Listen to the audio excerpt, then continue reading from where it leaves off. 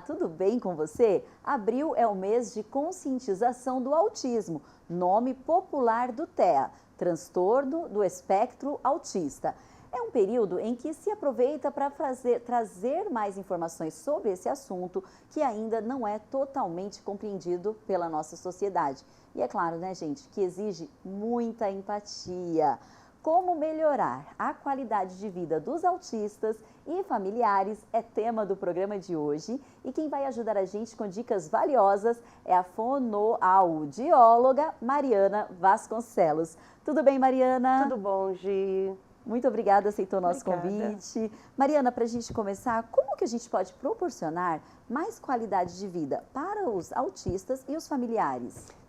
O que a gente tem que pensar é que melhorando essa qualidade de vida, a gente precisa de terapias adequadas, com profissionais capacitados, né, específicos para a área do autismo. Então, no meu caso da fonoaudiologia, que sejam profissionais voltados para a linguagem.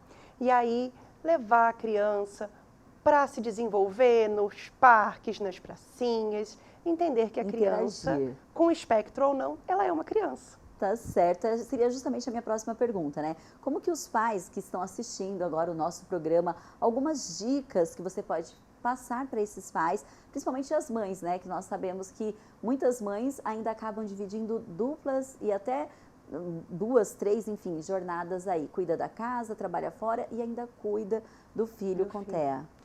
O que a gente acaba orientando no consultório é entender que todos os momentos do dia a dia são possíveis para a gente estar estimulando. Então, o brincar, o banho, na hora da refeição, todos os momentos são momentos de estímulo. Entender que a gente pode estar ali brincando, conversando, mostrando um brinquedo. Aproveitar cada oportunidade. Exatamente. Entendi. E até com os elementos que estão dentro de casa mesmo. Sim, sim. Né? Aproveita o ambiente. Os próprios brinquedos da criança, né? Sentar com a criança. Entender que a gente precisa de momentos de qualidade, muito mais do que quantidade. Sim, com certeza. Bom, gente, antes da gente continuar a conversa aqui no estúdio, eu quero agradecer a Ana Furtado, que está aqui, ó, na tradução em Libras desse programa. E eu sempre faço questão de lembrar você que a TV Câmara conta com essa acessibilidade em toda a nossa programação. E aproveito ainda para te fazer um convite. Interaja aí com a gente, manda uma sugestão de pauta, de repente um especialista que você gostaria de acompanhar aqui no De Bem com Você, por meio das nossas redes sociais. E lá nas nossas redes sociais, o endereço está aparecendo aqui na sua TV, você também confere os bastidores de todos os nossos programas e a programação. Agora, a gente vai conferir uma reportagem que ficou muito legal. A reportagem é da Fernanda Santos. Ela foi conhecer a história de um adolescente que recebeu o diagnóstico do TEA aos 9 anos de idade. Doutora Mariana, vamos conferir? Vamos. Vou passar aqui. Oi, Gi, tudo bem? Olha só, eu estou aqui num dia de consulta de fono do Nicolas e ele vai me receber aqui na porta. E ele é um exemplo de que o diagnóstico precoce é primordial, é muito importante para uma melhor qualidade de vida. Então, vem acompanhar comigo esse dia de consulta aqui com o Nicolas. Vou conversar com a Fone e com a mãe dele também. Vamos lá? Querido, olha só. Atenção para responder, hein? Atenção. Eu vou ler de novo, certo? Ó, Bruno foi à feira domingo e comprou frutas. Sua sacola voltou carregada de frutas coloridas. Ele comprou uva, caqui, maçã, banana e pera. Espera. Quem foi à feira? Bruno. Show. Quando ele foi à feira? Domingo. Quais frutas ele comprou? Uva, caqui, banana, maçã e pera. Muito bom. Parabéns. Lindão. E são 8 anos, né, doutora, promovendo essas atividades de uma melhor comunicação dele, né? Sim. Conheci o Nicolas pequeno, tinha 6 anos de idade, com algumas demandas, né, de atendimento, para melhora de fala, de articulação de fonemas. Então, a gente fez toda uma adequação do quadro fonológico dele. Hoje é um menino que tem todos os fonemas da língua portuguesa, né, dentro do quadro dele. E agora o nosso trabalho está na comunicação social. né? Como que ele expande todo esse trabalho já feito com ele dentro de terapia para a vida dele, né? Para fora de casa. Ela não trabalha só com o indivíduo, então ela observa sim, mas por conta dele não ter as palavras, não poder se informar para ela o que ele está sentindo, ela precisa saber de mim, ela precisa saber do pai. Então ela começou a trabalhar conosco, nossa, foi uma ajuda gigante para a gente. E descobriu essa raridade, né, pode dizer assim, de uma pessoa ter o quê? Um ouvido absoluto, né? Como é que foi essa descoberta? A casa de vocês está muito mais musical, está muito mais feliz hoje em dia? Sim, sim, a Renata, ela contribuiu muito, como ela falou, né? O Nicolas, na verdade, desde pequenininho, ele virava as minhas panelas, né? E ele batia. E como a gente sempre via crianças fazendo isso, a gente achava normal. Mas aí, de repente, começou a observar que não, que ele alinhava as panelas. Então, ele colocava não, essa faz um som diferente. A gente começou a observar isso. E viu que ele tinha realmente um prazer. Nós demos para ele uma bateriazinha pequenininha, né? Aqui com a Renata, ela começou a trabalhar isso com a gente. Ela falou, olha, ele gosta realmente de música. Ele era pequeno ainda e eu tinha um órgão no consultório que a gente usava ali nos atendimentos e ele se encantava com aquilo. Era um órgão mais antigo que acendia luzes, então ele acompanhava as músicas, ele começou a demonstrar interesse para isso. Os pais diziam que em casa ele tinha muito interesse por música. E aí conversei com a família, falei, e se a gente canalizar essa habilidade dele para algo que possa ser de benefício? E aí hoje nós temos um menino que toca eximiamente uma bateria, né? Uma guitarra, toca tudo que você der para ele, quase ele faz, né? Gi, não tinha como eu encerrar essa matéria com o Nicolas, com o nosso futuro músico, que vai se chamar... Nicolas, Nicolas. E você vai ser o futuro... baterista, baterista e também... baixista.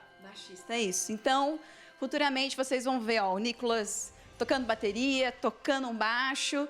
E, ó, tô sabendo que hoje, dia 2 de abril, Dia Mundial da Conscientização do Autismo, é aniversário também de Nicolas. Nicolas. Então, vou chamar a doutora Renata e a mãe dele pra gente cantar um parabéns. E vocês cantam daí, Gi, beleza? Dá tchau. Tchau, tchau, Gi. Parabéns você nessa data querida, muitas felicidades, muitos anos de vida. Todo mundo, parabéns pra você.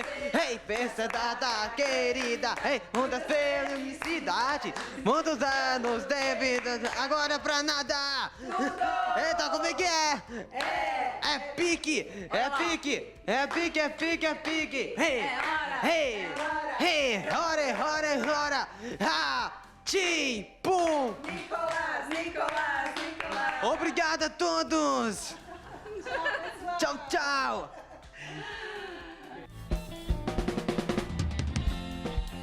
Competition in other places, but the horns, they blowing that sound way on down south, way on down south, London town. Gente, que reportagem linda, Fernanda do céu. E olha, Nicolas, parabéns. Eu amei quando ele falou, oi, Gi, tchau, Gi. Muito fofo. Nossa, incrível, né? Então, a fono, ela ajuda muito essa questão da socialização também, né? Muito. A ideia é promover cada vez mais o convívio das crianças, né, dos adolescentes, como é o caso do Nicolas, com a sociedade. Facilitar isso, né? Trabalhar mesmo com a inclusão, colocar dentro do convívio de cada um. Perfeito. E esse ouvido absoluto, que incrível. Eu conheço também uma criança que é autista, né? Na verdade, um adolescente que tem TEA, e ele desenvolve muito bem também. Só dele observar as pessoas, ele toca alguns instrumentos. Então, existe essa facilidade, né? Na verdade, assim, é um dom, podemos dizer. É um dom. Mas que precisa ser trabalhado. Sim, a gente entende, né, que a musicoterapia vai ajudar, mas a gente precisa entender que cada caso é um caso. Sim. Tem crianças que amam a música e são extremamente ritmadas, elas Entendi. amam isso. E o Nicolas é Tem fantástico que descobrir tocando. o que cada criança gosta Exato. e trabalhar esse lado, É né? isso. Perfeito. Bom, gente, na volta do intervalo eu vou conversar pela internet com a neuropsicóloga Andresa Levesque. Ela vai passar algumas dicas sobre qualidade de vida para os indivíduos que apresentam o transtorno do espectro autista e, claro, os familiares. Então fica aí que a gente volta já já.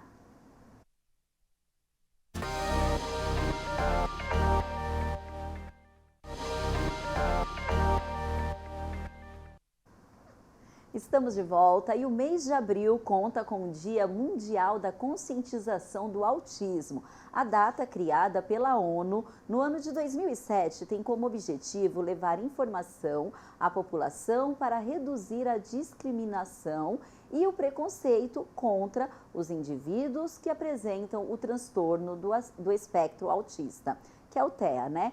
E agora, gente, eu converso pela internet com a neuropsicóloga Andresa Levesque, que vai trazer dicas importantes sobre esse tema. Oi, Andresa, tudo bem com você?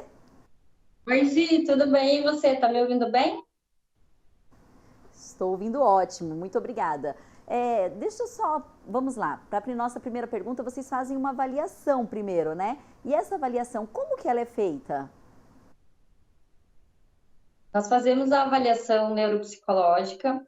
Nessa avaliação, a gente vai fazer um panorama, um perfil cognitivo da criança. Então, a gente vai avaliar atenção, memória, inteligência, personalidade, linguagem, basicamente, né, conhecimentos acadêmicos. Então, a gente faz uma avaliação bem completa da criança que vem para o consultório com alguma queixa, né, seja dos pais, seja do neuropediatra, do pediatra, para que a gente analise todo esse perfil cognitivo e indique se essa criança tem ou não alguma possibilidade de ter TEA ou algum outro transtorno do neurodesenvolvimento. Então, essa é uma avaliação bem completa, né? E a gente vai avaliar se essa criança tem ou não condições de inteligência fluida, cristalizada, como que ela está na escola, como que ela vai conseguir acompanhar, né? Então, as questões de linguagem, e aí, se a gente encontra alguma questão específica, a gente encaminha para avaliação de terapeuta ocupacional, de fonoaudiólogo, né? A gente conversa com a escola, a gente faz uma anamnese bem completa com os pais. Então, a gente faz um contato aí com toda essa rede que está envolvida com a criança para que a gente possa dar esse direcionamento no tratamento da criança. Entendi. Então, na verdade, é uma rede. Que seria a minha próxima pergunta, né? Só a avaliação neuropsicológica já pode diagnosticar o autismo? Não, são vários outros testes juntos, né? Isso. A avaliação, ela é um dos instrumentos que apoia o diagnóstico. Normalmente, é o médico que fecha o diagnóstico, e esse diagnóstico ele vai ser multidisciplinar, né? A avaliação, ela é bastante completa, a gente consegue ter alguns indícios, a gente consegue dizer se o perfil neuropsicológico dessa criança tem sintomas compatíveis ou não com o transtorno, mas normalmente a gente vai precisar ter outras avaliações, porque ela não é única, né? Ela é parte de um processo muito complicado, porque hoje em dia a gente tem, às vezes, a criança passa em consulta ou, né, fica pouco tempo num consultório e acaba tendo esse diagnóstico. Então, assim, é de muita responsabilidade. Eu acho que quando mais profissionais a gente tem envolvidos, né, para fazer esse diagnóstico, melhor ele vai ser realmente mais coerente, né, mais correto ele vai estar. E de que maneira, Andresa, a neuropsicologia pode ajudar os familiares dos indivíduos com TEA? Como que é essa ajuda? Acho que a avaliação, ela vai ser o primeiro passo, né, dessa ajuda. Então, normalmente, como a gente investiga vários aspectos da vida dessa criança, a gente vai dar um norte para esses pais. Então, daqui você sai do meu consultório com uma orientação, né, de para onde você vai. Porque muitos pais chegam assim, o que eu faço com ele, né? Então, a gente dá essa orientação, começando pela avaliação, e aí a gente tem uma reabilitação neuropsicológica, que a gente vai trabalhar com algumas funções cognitivas de acordo com aquilo que a criança tem dificuldades. Mas, assim como a gente viu aí na reportagem do Nicolas, eu acho bem importante a gente frisar, né, Gi, que essas crianças, elas também têm muito potencial. Então, a gente desmistifica isso de que toda criança com autismo, ela é igual, né? Muito pelo contrário, eles têm, por ser um espectro, né, eles têm níveis de suporte diferentes. Então, a gente hoje tem diagnósticos, às vezes, de adultos, né, que passaram a vida sem saber que tinham essa condição, até pessoas que realmente têm uma clareza maior e um diagnóstico mais precoce. Então, a gente vai auxiliar nesse suporte à família, dando essa avaliação, esse norte, e depois a gente tem condições de também acompanhar em tratamento. Tá certo. Muito obrigada, Andresa, pela participação. Foi ótimo. E quando se trata de qualidade de vida das pessoas com TEA, é crucial garantir o acesso a intervenções e apoios adequados. E a nossa Câmara, gente, a Câmara Municipal aqui de São José dos Campos, conta com uma frente parlamentar de apoio à pessoa com autismo. Essa frente, ela é composta por 12 vereadores e a nossa produção conversou com alguns vereadores que compõem essa frente. Vamos conferir, doutora? Frente Parlamentar em Defesa da Pessoa com Autismo foi criada pelo vereador Petit, que sou eu, né? Vereador Marcão da Academia e vereadora Dulce Rita. Criamos essa frente parlamentar para começar a ouvir os pais, né? Daí a gente começa a conhecer cada vez mais essa realidade e surge leis, né? Projetos de lei que foram aprovados e se transformam em leis, como a prioridade para os autistas, né, e a carteirinha de identificação. Desde 2018, nós estamos aí em reuniões mensais com pais, familiares, entidades, né, os vereadores, o poder público, tanto aqui o municipal como o estadual, frequenta com a gente para a gente elaborar cada vez mais políticas públicas melhores para a pessoa com autismo, né? Avançamos em algumas coisas. Eu acho que está tendo está tendo acompanhamento na escola, está tendo algumas atividades esportivas. E junto também com o poder privado, né? O setor privado, você pega aqui shoppings em São José, que através da frente parlamentar, através da conversa dessa frente parlamentar com esses proprietários, com gestores dos shoppings, você tem aqui shoppings com salas de afeto, sala azul, sala de acolhimento da pessoa com autismo, né? A frente parlamentar também trouxe essas famílias próximo ao poder público, né? Próximo dos vereadores, dali surgiu várias ideias. Então a construção ela é muito forte, tem dado muito proveito para essas pessoas, tem fortalecido muitas políticas públicas e esse é o conceito dessa frente parlamentar. Então eu acho que nós temos que continuar com a frente parlamentar, nós temos que continuar para a melhoria das condições e eu acho assim que um ponto fundamental é apoio para essas famílias. Muito bom, é isso mesmo, né, Maria? Sem dúvida. Um apoio fundamental para as famílias, né? Sem dúvida. Quando o poder público e os pais se unem, com certeza o resultado é muito melhor. Claro, sem sombra de dúvidas, a gente vai ter uma qualidade de vida melhor. Para todo mundo. E Mariana, nós começamos a conversar um pouquinho no primeiro bloco e você falou sobre os brinquedos. Mas agora, quando a questão é estimular a fala, porque nós sabemos que algumas crianças ou até adultos mesmo com TEA, eles não falam, né? Eles não falam. Mas, de repente, uma criança que existe essa possibilidade, que ela tem alguma dificuldade, como que os pais podem ajudar em casa? Então, a gente tem que pensar que a gente pode começar a ter esse olhar para a criança. Então, sentar com a criança, fazer atividades de rotina. Então, o banho, eu posso nomear as partes do corpo. Sabonete, vou pegar o shampoo. Cantar, né? Como a gente estava falando da música agora há pouco. Sim. As canções, né? O cabeça, ombro, joelho e pé. Então, a gente está nomeando as partes do corpo, tendo essa troca. Na hora das refeições, quais são os alimentos, o que está acontecendo ali. Então, sempre entender que todos os momentos são possíveis estimulações de fala. Todos os momentos é um momento de terapia. O tempo inteiro. Ótimo. Nós começamos a falar sobre a música e tem a musicoterapia. Isso. E nos bastidores você falou uma informação bastante importante, a questão que eles também são sensíveis com a audição, né? Então, não é que a musicoterapia deu certo para uma criança, que serve para todas. Isso, nem sempre. A gente precisa entender o que vai fazer bem para aquela criança, para aquela família. E aí sim a gente vai indicar e o musicoterapeuta que vai fazer essa avaliação específica para aquela criança. Entendi, é isso aí, gente. Cada criança é uma, né? Cada adulto e por aí vai. Fica aqui com a gente que depois do intervalo eu vou conversar com a Michele Pereira. Ela é advogada especialista em direito dos autistas. Então, fica aí que a gente volta já já.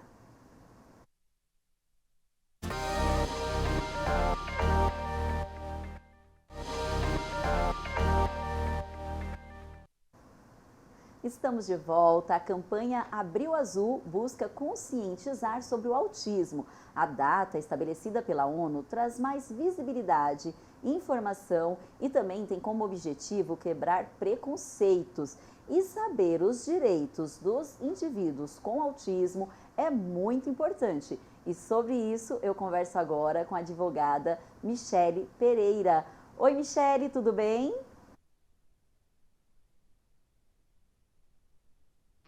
Oi, Gi, boa tarde, tudo bem? Tudo ótimo, chegou aqui, a comunicação está perfeita. Para a gente começar, conta pra gente por que você aprofundou os estudos sobre os direitos da pessoa com espectro autista. Gi, eu sou advogada desde 2011 e em 2009 o meu filho ele foi diagnosticado com autismo. E até então, tudo bem, eu vinha realizando meu trabalho na área civil, sem me especializar ainda em direitos dos autistas. Mas eu fui matricular o meu filho em uma escola aqui da minha cidade, uma escola muito conhecida, renomada. E no momento em que eu falei que ele era uma criança autista, veio a negativa de matrícula para ele. Então, aquilo foi muito ruim para mim, enquanto mãe atípica, e eu achei muito injusto enquanto advogada. Então, eu decidi me dedicar a essa área para ajudar outras famílias atípicas e tentar diminuir esse tipo de discriminação, essas recusas nas escolas, que infelizmente ainda é muito comum aqui no nosso país. Infelizmente, né, Michele? E quais são os principais direitos que os pais muitas vezes desconhecem? Gi, os autistas eles possuem vários direitos no âmbito educacional, da saúde. Também é possível solicitar o benefício assistencial, que é o BPC-LOAS, muita gente já ouviu falar, que é o benefício direcionado para pessoas com deficiência. E o autismo ele foi classificado como deficiência através da Lei Berenice Viana, que é a Lei 12.764 de 2012. Então, os autistas eles possuem vários direitos educacionais na área da saúde, lazer, transporte. Tem direito a algumas isenções, como isenção de IPVA, isenção de IPTU em determinadas cidades, né? O IPTU ele é um imposto municipal, então algumas cidades vêm concedendo isenção para famílias atípicas, para autistas. O IPVA também, em vários estados, concedem a isenção do IPVA para os autistas, para os seus familiares, né? Pai, quando eu falo familiares, eu estou falando pai e mãe de autista, tá? Ou aquela pessoa que tem a guarda judicial do autista. Nós temos também a possibilidade de solicitar desconto na energia elétrica. Esse desconto ele pode chegar em até 80%, mas é um benefício restrito a famílias de baixa renda, assim como o BPC-LOAS, que é o benefício assistencial pago pelo INSS no valor de um salário mínimo. Vários direitos, né, Michele? Doutora Michele, muitas vezes as famílias desconhecem. E planos de saúde, eles geralmente geram muitas dúvidas, mas eu já ouvi dizer que eles não precisam cumprir carência, é verdade? Olha, depende. O que é que acontece, Gi? Alguns planos de saúde, eles têm agido de maneira abusiva com relação aos autistas. Tem tentado classificar o autismo como doença pré-existente para aplicar uma carência de 2 anos. Essa carência, ela é abusiva, é ilegal. O autismo, sabemos que o quanto antes iniciado o tratamento, mais chances a criança tem de desenvolver. Então, se por acaso no laudo médico da criança constar que ela precisa iniciar o tratamento de maneira urgente ou de maneira emergencial, o plano de saúde ele fica obrigado a dispensar a carência para o autista. A família tem que fazer a solicitação junto à ouvidoria do plano de saúde, encaminhar o laudo médico com essa observação e o plano de saúde deve sim cancelar a carência para o autista. Muito obrigada, doutora Michele. Incrível a sua participação. Prazer enorme falar com você e até uma próxima oportunidade. Obrigada, eu que agradeço, Gi. Muito bacana essa participação da advogada, né? Muito importante. Esclarecedor. Sim, e necessário. Necessário. Os pais precisam saber os direitos que têm para poder buscar a melhora dessas crianças. Eles precisam de bons terapeutas, de boas terapias, né? Não só fono, psico. Uma rede, né, É uma Mariana? rede, é super importante, e o plano tem que arcar com isso. Sim, tá certo. Bom, Mariana, nosso tempo é curto, nosso programa já está encerrando, infelizmente. Um prazer enorme conversar com você ainda mais sobre esse tema. Sim. Mas, para a gente concluir, você falou sobre a comunicação não verbal, Sim. né? Que é muito importante os pais, de repente, que estão em casa acompanhando a gente. De uma maneira bem resumida, fala um pouquinho sobre essa comunicação não verbal. A gente tem diversas formas de se comunicar, né? A gente tem que entender que a comunicação pode ser através do olhar, dos gestos, do choro, entender que tudo está sendo ali uma forma da gente se comunicar. E a gente é que vai dar sentido para isso, né? Para essa troca de olhares, que também a gente sabe que o autista tem isso, né? Não todos, mas a grande maioria a gente começa a não ter esse contato visual. Então a gente vai estimular, fazer isso para observar cada vez mais e ajudá-lo. E existem inúmeras formas de terapia para ajudar nisso. Ele pode não falar especificamente, mas ele pode se comunicar com você e com a sociedade. Claro, sabe expressar muito bem Sim. os sentimentos, né? Doutora Mariana, muito obrigada. Foi um prazer enorme. Adorei a sua participação aqui. Obrigada, eu que agradeço. Bom, gente, o De Bem com Você de hoje fica por aqui. Você pode acompanhar a gente aí por meio das nossas redes sociais. Até a próxima!